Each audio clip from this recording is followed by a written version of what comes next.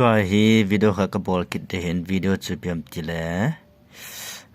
delegate functionality ตัวไหนจะขัดไว้อัปเดตหงุมเป็น delegate functionality นี่จะฮีกันต้องแค่คำมาก็ใส่ได้เห็นถึงสลายมีขันอินทดขันใน group member ขันอินจะจุดเพิ่มทีละนั่นเดียวแต่สลายมาหัน PSM ฮิจุก็ใส่หิมgroup member kan cita do online delegate functionality hi ipi ke sen ham tin aba na ipi ja delegate functionality hi test net abor ngai ham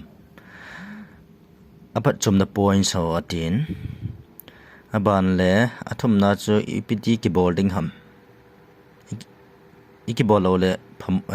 apat mo na ipi ham thei ham etc so an dangin cha hi ipi ham tia le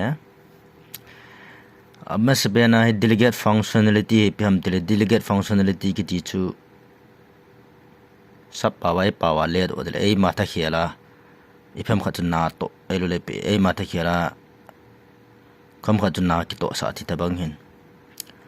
ऐ ले delegate functionality इतबंग हम cryptocurrency आदेंगा इतबंग हम तीसरी बात देवे हालांकि खाना सही देंगा सो cryptocurrency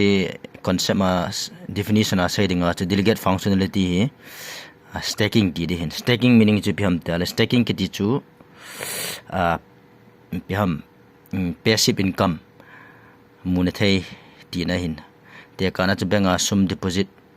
izan khona ga koile thlai za ram khat su lo helana koiding hi chan chuna koya le hi za na muding fixed deposit om men staking yong hi flexibility yong fix yong min fix so chu interest chu tam jam in flexible so ele neu khat interest ang thom jam in chite ni chu thil chom hetale delegate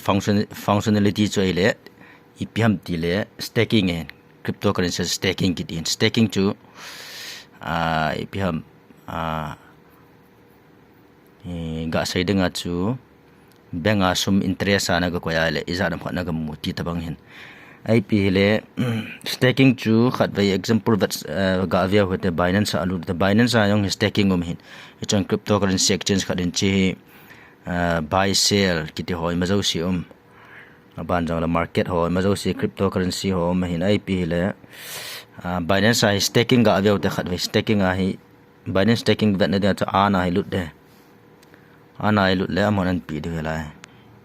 ichi Binance ai lut na hi le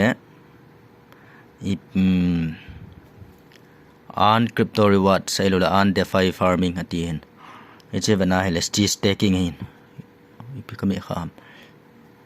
on ang tha lut kilinge eche Binance eche staking he staking a koi he mon jong popular coins ativin pp sai ham chala kho principal guarantee ativin stable coins offer predictable returns for crypto temporary lockup atin chang thil chom tale chela hin without staking ki ti cho hi AXS ati ipiha AXS to exit home infinity ki ti khat hin hi ko hi chang cryptocurrency coin khat hin AXS ki ti XZ ati hom infinity ki ti khat coin AXS om dan chu lock staking ati 90 days na koya hile 120% na muding abale chang sai ki 15 days na ko 70% na muding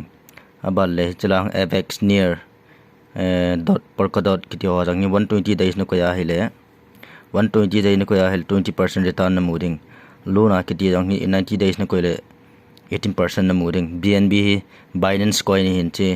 120 days na koile 12% na muding ito staking he staking kiti chu Binance stake na bol hala Binance na muding aba Luna na koile Luna coin na muding access coin na kaya hile access coin na muding chita ba Ethereum Bitcoin ho jang na koya hile chu interest na muding tin hin Chi ta banga chu chi staking cho ta banga hi ho jang chu BTC coin ang hi men net zo lang la hitia hi staking hong ki bol thei din om dan chu BTC coin chu 90 days na koile 120% na moving ti ta bang ai mining hong ki chai jong le staking thua hi staking apana hi BTC coin ang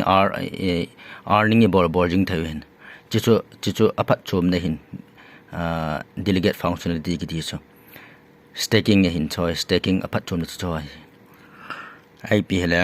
hiche ta na vet sa na chu IP hela thudo pen chu khat ve nung chi ki rute azawa thudo pen chu chi kitan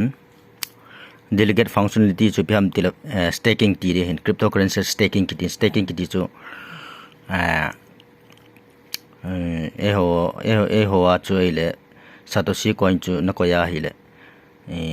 fixed deposit ba na ko ya hile chu interest is aram khan nam muring tin hin delegate functionality he bol nga hem atin test na chu hile nehet na dinga na bol mai hin chu staking bol dan he sa ni le na bol ngai lo ai bang ai hello ni hile chun knowledge nei ni dinga na bol ding ai le delegate functionality bol ngai ham tim men ne zo jong la hungum de hin tin chu nang ma thu hin staking na bola delegate functionality a hi staking ne ke bola hi le chun interest bitcoin sa to si coin nam muding tin hin chu nang ma thu hin ewa na bola chun phachom ding tin hin interest na mudim chu nang ki ge dan hin a boarding dan chule video ma sa ka seitan e bolo le pi phat mo na za ka sei ta bang e bolo la phat mo na chu nang ma thu hin na ko ya na bola hi benefit na mura na bola wa hele na nei za chu na capital chunga chu profit na nei lo ri tin profit earning a hilo passive income na muno ma le delegate functionality apana staking na board ti na hijing adang pi sai do ma ai pi le chanin chai tau ta